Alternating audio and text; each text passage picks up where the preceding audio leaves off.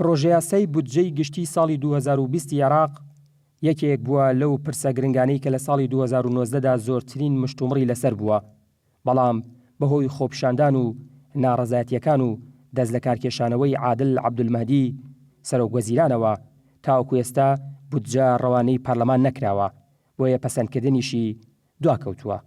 بەوتەی ئەندامانی لیژنەی دارایی پەرلەمانی عێراق ئەگەر ناردنی پرۆژە بودجەی 2020 بۆ پەرلەمان دوا بکەوێت، ئەو کات پەسەندکردنی پرۆژەکەش دوا دەکەوێت. تا پەسەندکردنیشی حکوومەتی فێدراڵ دەتوانێت یەک لەسەر 12 بودجە بۆ بەکارهێنانی ڕۆژانە بەکاربهێنێت. بە گوێرەی زانیاریەکانیش بودجەی گشتی عێراق بۆ ساڵی 2020 بە نزیکەی 163 تریلیۆن دینار خەمڵێنراوە و 48 تریلیۆن دینار کورتهێنانی هەیە.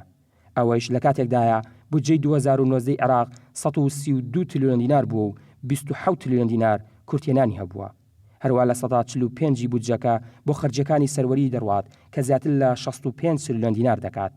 سەبارەت بە پشکی هەرێمی کوردستانیش لە پرۆژە بودجەی گشتی ساڵی 2020 عێراق شیروان میرزا ئەندامی لیژنەی دارایی پەرلەمانی عێراق ڕایگەیاندووە حکوومەتی هەرێمی کوردستان لەگەڵ وەزارەتی دارایی عێراق گەیشتوونەتە دەر ئەنجامی کۆتایی لەسەر پرۆژەی یاسای بودجەی 2020 و پێشبینی دەکرێت بەغداد مانگانە نزیکەی تریلیۆن دینار بۆ هەرێمی کوردستان بنێرێت.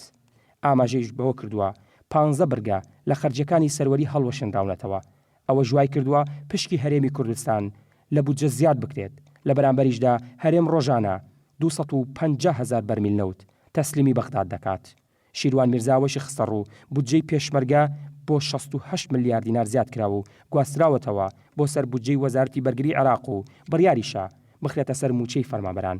پێویستیشە لەسەر حکوومەتی فێدراڵ لەو قەرزە نێودوڵەتیانی وەری دەکرێت پشکی هەرێمی کوردستان بدات. تەئکیدیشی کردوێتەوە کە لایەنە کوردیەکان لە پەرلەمانی عێراق هەوڵەکانیان خستۆتە گەڕ بۆی لە کاتی گفتوگۆکردن و پەسەندکردنی پرۆژە یاسای بودجەی گشتی ساڵی 2020 عێراق یەک هەڵوێستیان هەبێت.